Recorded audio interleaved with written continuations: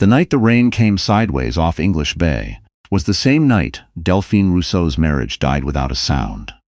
She stood in the glass-walled boardroom on the 38th floor of Maguire Development's downtown Vancouver tower. Fingers curled around a pen that felt heavier than it had any right to. Rain lashed the windows in gray sheets. The city below flickered through the storm, the harbor lights blurring into long, trembling streaks. Kieran Maguire sat across the table in his slate blue suit, watching her with the patient impatience of a man who had already decided the outcome of every conversation he had ever been in. "It's straightforward, Delphine," he said, not unkindly, which was somehow worse. "We both know this stopped working a long time ago." She had found out she was pregnant that morning. The test sat in her coat pocket still. She hadn't told him. She had wanted to. She had rehearsed it on the SkyTrain into work, turning over the words the way you turn over a stone to find something alive beneath it. But she had arrived at his office, and Kieran had been standing there with a folder already open. 2 copies of divorce papers fanned neatly across the table like a card trick, and his assistant hovering in the doorway with the expression of someone waiting for a procedure to finish. "Sign both," Kieran said. "One for each of us." Delphine looked at the documents, 41 pages. She had designed award-winning buildings. She had managed teams of 12, deadlines of impossible tightness, clients who changed their minds 4 times a year. She was not a woman who fell apart easily. But her hand shook as she lifted the pen. "Is there someone else?" she asked, even though she already knew. Kieran didn't answer. His phone lit up on the table between them. She caught the name before he flipped it face down. Tanya. She pressed the pen to the signature line. When she signed, it felt like something snapped quietly behind her sternum, the way old timber sounds when it finally gives. Kieran took the papers before the ink was dry. No thank you. No hesitation. He tucked the folder under his arm and walked to the elevator, as if she were a meeting he had cleared from his calendar. Delphine made it to the parkade before her knees went. She leaned against a concrete pillar in the dim yellow light and pressed one hand flat against her abdomen. The test was still in her pocket. She had taken it alone in the bathroom of the office building across the street, on her lunch break, sitting on the closed lid of a public toilet, reading the result with the kind of steadiness you only maintain, because falling apart is not yet an option. 2 lines. She had stared at them for a long time. Now she stood in a parkade in the rain shadow of a tower her husband's company owned, and she thought, what happens to a child who begins this way? She drove home through the flooded streets of Mount Pleasant. She did not cry until she was inside her apartment with the door locked, and then she cried for a long time. Not for Kieran. For the version of herself who had believed, genuinely believed, that she had finally built something that would hold. Delphine Rousseau had come from Rimouski, a small city on the south shore of the St. Lawrence, where the winters were long, and the ambitions of young women with drafting pencils were often quietly discouraged. She had moved to Vancouver at 24 with a portfolio and almost nothing else. She had worked her way up through 3 firms before establishing her own practice, quietly, methodically, without anyone's help. Kieran had seemed at first like someone who saw that. He had said it early on more than once. "You're the most capable person in any room you walk into." She had believed him because she had never had anyone say it before. But capable women make useful wives, and useful wives are only useful until they aren't. She had spent 4 years making herself smaller and smaller inside his world, quieter at his dinners, less opinionated at his events. He never raised his voice. He never had to.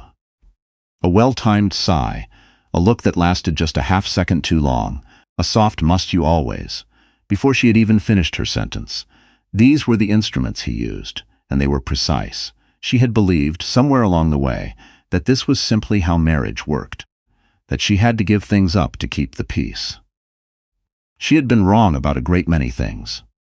The HR director at her firm gave her 2 weeks of leave without asking questions. Her closest friend had moved to Halifax the previous spring. Her mother was in Rimouski and did not know how to receive bad news over the phone without making it worse. Delphine was alone. She gave herself 3 days. 3 days to grieve the marriage, the apartment, the future she had shaped in her mind like a blueprint she had never gotten to build. On the fourth day, she requested a remote working arrangement and bought a train ticket east to Montreal. Not to escape, to survive, to find a city wide enough and old enough and loud enough that her silence would go unnoticed. Montreal in late October smelled like wet leaves and wood smoke and espresso from the dépanneurs on every corner. She rented a small apartment in the plateau, up a narrow exterior staircase with radiators that clicked and hissed through the night, and a window that looked out over the rooftops toward the mountain. It was not glamorous, it was hers. She worked in the mornings. She walked in the afternoons. She was careful with what she ate, careful with how much she slept, careful in the quiet, anxious way of a woman who is carrying something fragile through difficult terrain. She had not told anyone about the pregnancy. The doctor she registered with had used the phrase high risk in a tone that was clinical and careful, and had scheduled more monitoring than Delphine expected. She had sat in the exam room afterward, with her coat on her lap, and thought about every time Kieran had told her she overthought things. She had not been overthinking. It was in Parc La Fontaine, 2 weeks into her new life, that she first noticed Stellan Bouchard. She had been sitting on a bench near the pond, watching geese argue at the water's edge, her hands tucked into her sleeves. The trees were nearly bare. The sky, that particular white-gray Montreal does in November, hushed and still. She was not looking for anyone. She was not looking at all. He was standing at the edge of the path, with a paper coffee cup in one hand, looking up at the bare branches the way architects sometimes look at structures, assessing the negative space between things. He was tall, somewhere in his mid-40s, with the kind of quiet stillness that reads differently in a city that never stops moving. When he noticed her, he did not look away quickly the way most people do when caught observing a stranger. He nodded once, as if acknowledging something he recognized, and then looked back at the trees. She did not know his name. She did not know that Stellan Bouchard was one of the most quietly powerful architectural investors in the country, or that he had spent the last year tracing the origins of a series of design concepts being sold to his firm by Maguire Development. She did not know that the reason he had come to Montreal at all was to meet with a contact who had documentation about the true source of those designs. She did not know the designs were hers. 3 weeks later, the radio in her kitchen told her about the engagement. She was washing a bowl. She had the tap running. She turned it off because she thought she had misheard.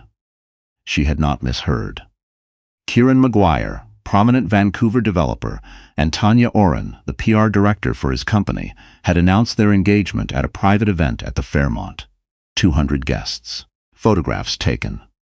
Delphine set the bowl down on the counter very carefully. She told herself she wouldn't look. She looked. There they were. Kieran in his slate blue suit. Tanya in a gown that caught every camera flash. His hand on the small of her back, his chin slightly raised, the expression of a man who has rearranged the furniture of his life and found the new configuration more flattering. Then one of the photographs loaded, and Delphine saw, folded neatly in Kieran's breast pocket, the corner of a note in a specific shade of green. The color of a card she had tucked into his briefcase on their second anniversary, because he had mentioned once, offhandedly, that no one had ever left him a note before. She had thought it was a small sadness she could fix. She had written 3 sentences and folded it twice and never mentioned it again. He had kept it. He had kept it and carried it into his engagement party. The bowl was still on the counter. She sat down on the kitchen floor instead. Long enough for the radiator to tick through a full cycle, long enough for the light in the room to change. When she stood, something had shifted. Not the pain. The pain was still there, solid and specific. But underneath it, something colder. Something that did not feel like grief. There was a knock at the door. Stellan Bouchard was holding a paper bag from the boulangerie around the corner. He had her address because she had written it on a release form 3 days earlier. When he had finally introduced himself properly in the park, explained what he was investigating, and asked carefully if she would speak with him about some design work connected to her former firm. She had said yes, because she had nothing left to protect, and the worst thing that could happen had already happened. She opened the door and he saw her face. He said nothing for a moment. Then I saw the news. "Come in," she said. He set the bag on the table, 2 croissants and a small jar of honey, and sat across from her and did not fill the silence with noise. "The note," she finally said, "in his pocket, in the photograph." Stellan was quiet for a moment. Then, "He knows what he's losing. He's decided the other thing matters more." It wasn't comfort. It was true. It was the first true thing anyone had said to her in months, and it landed somewhere uncomfortable and necessary. She told him about the pregnancy then. Not everything else. Not yet. Just that.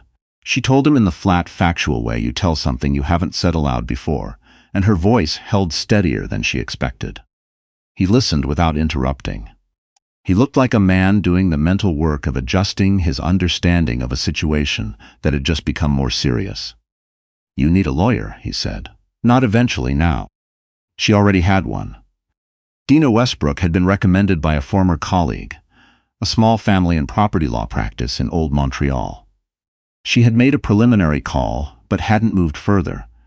She had been waiting, she realized, for something that felt like permission. The call from Dina came on a Thursday evening, 6 weeks later. "Delphine," she said, "sit down." Delphine was already sitting. Dina had been reviewing the prenuptial agreement, the one Kieran had presented 8 days before their wedding, framed as standard legal protection for both parties. The one Delphine had signed in the office of Kieran's lawyer with no one present for her. The one she had signed because she was 29 and in love, and because refusing felt like an accusation. "There's a clause," Dina said carefully, "that he almost certainly didn't read." Delphine's hand tightened on the phone. Section 14. Subsection C, buried in the language about marital property and intellectual contributions. His assistant prepared this agreement. She wasn't a family law specialist. The clause states that in the event of dissolution initiated by either party, the initiating party forfeits all claim to progeny produced within the marriage term. Delphine was very still. "He filed as the petitioner," Dina continued. "He signed as the initiating party. Which means, under this clause, Kieran Maguire has legally signed away all parental rights to any child conceived within the marriage. Custodial rights, financial claim, visitation, all of it, gone." The world narrowed to a single point of light. "He doesn't know," Delphine whispered. "No, and when he finds out, he'll try to fight it. But the clause is clean. It was witnessed, filed, and registered. He cannot undo his own signature." Delphine pressed her free hand over her abdomen. The babies shifted, both of them, as if they knew. "There's more," Dina said, and her voice changed register. "Stellan Bouchard's firm has been in contact with me separately. They have documentation, design files, internal memos, correspondence from Maguire Development, showing that 4 major projects sold to external buyers in the last 2 years were based on work originally completed by you. Your name was removed. The firm took authorship credit." The floor tilted. "My designs," Delphine said quietly. "Your designs. He didn't just take your marriage. He took your work." Dina's voice was careful but certain. "I filed the intellectual property claim this morning. He'll be served by end of week." Delphine sat in the dim Montreal kitchen for a long time after the call ended. She had wondered, looking at certain projects in industry publications over the past 2 years, whether the concepts felt familiar in the way a song feels familiar when someone else is playing it slightly wrong. She had told herself she was being paranoid. She had told herself she had designed too many buildings, and they were starting to blur together. She had not been paranoid. The twins came on a Tuesday morning when ice was forming along the edges of the St. Lawrence, and the city was just beginning to show its first real cold, a girl and a boy. The girl arrived first, furious and small, with a cry that filled the room immediately. The boy came 4 minutes later, quieter, watchful, as if he had been listening to his sister and was already taking notes. Delphine held them both, one in each arm, and understood for the first time what it felt like to have a reason that asked nothing of her in return. Stellan had driven her to the hospital at 4 in the morning. Steady and unhurried, talking about nothing in particular the entire way, because she needed something to listen to that wasn't her own fear. He sat outside the delivery room and was still there when the nurse came to tell him everything had gone well. When she was settled and the babies were being checked, He came and stood in the doorway, and she saw something move across his face that he didn't try to conceal. "They're extraordinary," he said. "They are," she agreed. Kieran arrived in Montreal 36 hours later. He had not called, he had not written, he had simply shown up, because men like Kieran Maguire believe that showing up is a form of authority. He found the hospital, he found the floor, he found the corridor. And he found Stellan Bouchard standing in the hallway outside Delphine's room, arms crossed, expression entirely neutral. "You have no business being here," Kieran said. Stellan looked at him. "Actually," he said, "you don't." Kieran held out his hand. "I want to see my children." Stellan reached into his jacket and removed an envelope. He held it out. Kieran opened it. He read the prenuptial clause. He read it twice. He read the section Dinah had highlighted, the language clean and specific and signed in his own handwriting. The color went out of his face. "That's not, I didn't," he stopped. He looked up. "She set me up." "You set yourself up," Stellan said evenly. "You rushed her to sign. You brought a document your assistant prepared without specialist review. You filed as the initiating party because you wanted it done quickly. Every decision in that process was yours." Kieran's jaw worked. "I'll fight this." "You'll lose. And while you're losing, you'll also be explaining to the provincial licensing body how 4 of Delphine's design projects ended up registered under Maguire Development's name." Stellan paused. "You might want to call your lawyers." Kieran stood in the hallway for a long time. The fluorescent lights hummed overhead. When he finally moved, it was toward the elevator, not toward the room. Inside, Delphine had heard enough of the hallway to understand what had just happened. She did not feel triumphant. She felt something quieter than that. The specific exhaustion of a long construction project finally finished. The moment when you stand back and realize the building holds. The story broke properly 6 days later. A design journalist connected the intellectual property filing with the engagement announcement and the hospital photographs, and the piece ran first in a national architectural publication, and then everywhere else that followed. It framed the story plainly: a woman whose work had been taken from her, who had survived the taking, who had rebuilt something no theft could reach. Delphine agreed to one interview. A quiet conversation in the Plateau apartment, the babies asleep in the next room, snow coming down past the window in the thick committed way. Montreal snow finally arrives in December. "I spent a long time believing that being quiet was a form of strength," she said. "I thought if I asked for less, there would be fewer ways to lose what I had. But you can ask for nothing and still lose everything. Quiet is not the same as safe." She answered every question. She named what had been taken. She named what had been returned. She did not name Kieran with anything other than the flat neutrality of a woman, stating facts about weather. In Vancouver, Maguire Development entered a period of review by the provincial licensing body. The engagement to Tanya Oren was dissolved. A 2-line statement, no photographs, no comment from either party. The board voted to suspend Kieran from operational leadership, pending the full investigation. It was not a dramatic vote. It was clean and quick and unanimous, the way consequences are when they have been building for a long time. In the weeks that followed, Delphine learned the dimensions of her new life, the way you learn the dimensions of a new building, by walking through it slowly, room by room, understanding where the light comes from. Stellan was a careful presence. He did not rush, he did not assume. He brought coffee and stayed for conversations that were sometimes about work, sometimes about the children, sometimes about nothing at all, and there was a particular comfort in that. The comfort of someone who has already seen you at your most broken and has not retreated. One evening when the babies were asleep and snow was coming down past the window in long quiet curtains, he said, "Whatever you want this to be, I'm not going anywhere." She looked at him across the table. The lamp between them made the room amber and warm. "I don't know what I want it to be yet," she said honestly. "That's fine," he said. "I'm good at being patient." She believed him. Outside, the snow continued to fall on the city, on the old stone buildings and the iron staircases, and the street below where someone was walking a dog in cheerful, unhurried circles. The world was doing what it does, ordinary and indifferent and ongoing.